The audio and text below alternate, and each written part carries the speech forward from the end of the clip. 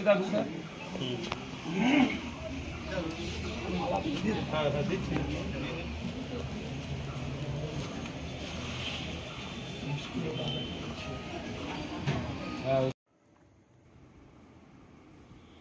ফেরার দেশে চলে গেলেন কল্যাণগড় বিধানচন্দ্র বিদ্যাপীঠের প্রাক্তন প্রধান শিক্ষক প্রবোধ দত্ত। বারাসাতের একটি নার্সিংহোমে হৃদরোগে আক্রান্ত হয়ে এই প্রবীণ শিক্ষকের মৃত্যু হয়।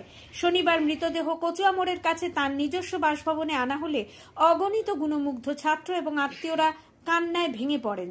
বাসভবন থেকে তার মৃতদেহ নিয়ে আসা হয় কল্যাণগড় বিধানচন্দ্র বিদ্যাপীঠ স্কুলে। সেখানেও শেষ শ্রদ্ধা জানান উপস্থিত শিক্ষক, ছাত্র এবং প্রাক্তন ছাত্ররা। একজন আদর্শ শিক্ষক হিসেবে খুবই জনপ্রিয় ছিলেন প্রবোধ স্যার। বিধানচন্দ্র বিদ্যাপীঠ থেকে অবসর নেওয়ার পরেও তিনি নিয়মিত ক্লাস নিতেন। তবে সম্প্রতি স্ত্রীর দুরারোগ্য রোগ ধরা পড়বার পর থেকেই আরও বিমর্ষ হয়ে পড়েছিলেন এই শিক্ষক। স্বল্পকালীন রোগ ভোগের পরে শুক্রবার রাতে তাঁর মৃত্যু হয়।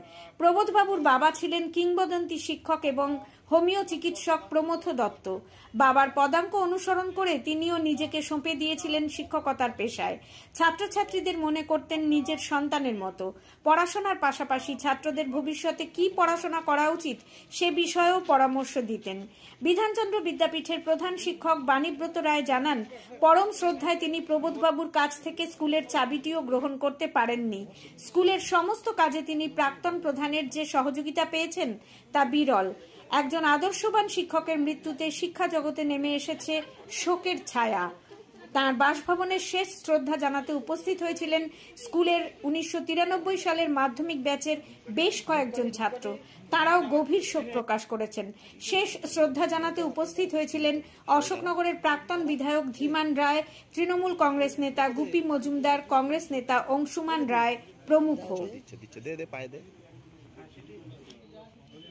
এমনি কি হয়েছিল? শিক্ষক মাননীয় প্রবোধ কুমার দত্ত মহাশয় আজকে আমাদের ছেড়ে চলে গেছেন সকালবেলা 5টার সময়। তো আমরা আজকে অশোকনগর সকল যারা রয়েছে মানুষজন তারা এসে তাকে শ্রদ্ধাঞ্জলি দিতে। হ্যাঁ, কি হয়েছিল, না কোথায় মারা গেলেন? হার্ট অ্যাটাক হয়েছিল, দুর্গিল কয়েকদিন ধরে। আমার স্ত্রীও অসুস্থ। আজকে আর কিছু বেশি কিছু বলার নেই। আর বলার মতন ভাষা কিছু নেই। কেন আমরা এই বিধান বিদ্যাপীঠে স্যার আজকে অকাল প্রয়াণ হয়ে গেল আমাদের। স্যার আমাদের আমরা 1993 সালের মাধ্যমিক ব্যাচ। আজকে স্যারের এই 82 বছর বয়সে স্যারকে আমরা প্রত্যেক বছরই আমরা দেখা করি। আজকে আমরা এই দিনটা ধরে করে স্যারের সঙ্গে আর করতে পারবো না, দেখা করতে পারবো না। আমরা শিক্ষক দিবসে উপস্থিত হই একসঙ্গে সমস্ত কিছু। আজকের দিনে আমার মনে হচ্ছে আমরা অভিভাবককে হারালাম। শেষ 2023 সালে শিক্ষক দিবস পালন করেছিলেন আপনারা, কতটা খুশি ছিলেন উনি? 23-24 দুবারই আমরা এসেছিলাম। স্যার খুব আনন্দ পেয়েছিলেন, খুব আনন্দ পেয়েছিল। সেইটা আর আমরা স্যারকে আমরা হারালাম, আর পাবো না আমাদের এই সুযোগ। আচ্ছা, স্কুলের প্রাক্তন প্রধান শিক্ষক শুধু নয়, স্কুলের একটা মানে অনুভূতির জায়গা। উনি স্কুলে রিটায়ার করেছেন হয়তো অফিসিয়ালি, কিন্তু স্কুল কিন্তু ওনাকে রিটায়ার করাননি, কারণ স্কুলের সমস্ত কিছু দায়িত্ব ওনার কাছেই ছিল। আমি যখন 2008 সালে এসে চার্জ নিই ওনার কাছ থেকে, আমি কিন্তু ওনার কাছ থেকে চাবি নিইনি। তার কারণ হচ্ছে স্কুলের আবেগ এবং স্কুলের অন্তরাত্মা ওনার সঙ্গে সম্পর্কিত। তো যে কারণে উনি স্কুলে আসতেন, ক্লাস 6-এর প্রতিদিন একটা করে ইংরাজি ক্লাস নিতেন।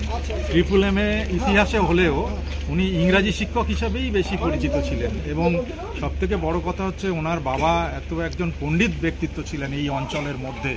তার সুযোগ্য পুত্র হিসাবে প্রবোধ কুমার দত্ত এবং কল্যাণগড় বিধানচন্দ্র বিদ্যাপীঠের শিক্ষক হিসাবে, এবং আমার 2008-এ একটু আগে বলছিলাম জয়েন করবার পর, যে আমি কখনো ভাবিনি যে আমি একটা নতুন স্কুলে এসেছি। উনি এমনভাবে আমাকে আপন করে নিয়েছিলেন এবং আমাকে স্কুলের সমস্ত কিছু শিখিয়ে পড়িয়ে একেবারে স্কুল, আমি যেহেতু ওনাকে দেখেছিলাম এতটা উনি স্কুলকে সময় দেন, আমি কখনোই চাইনি যে ওনার কাছ থেকে চার্জটা নিতে।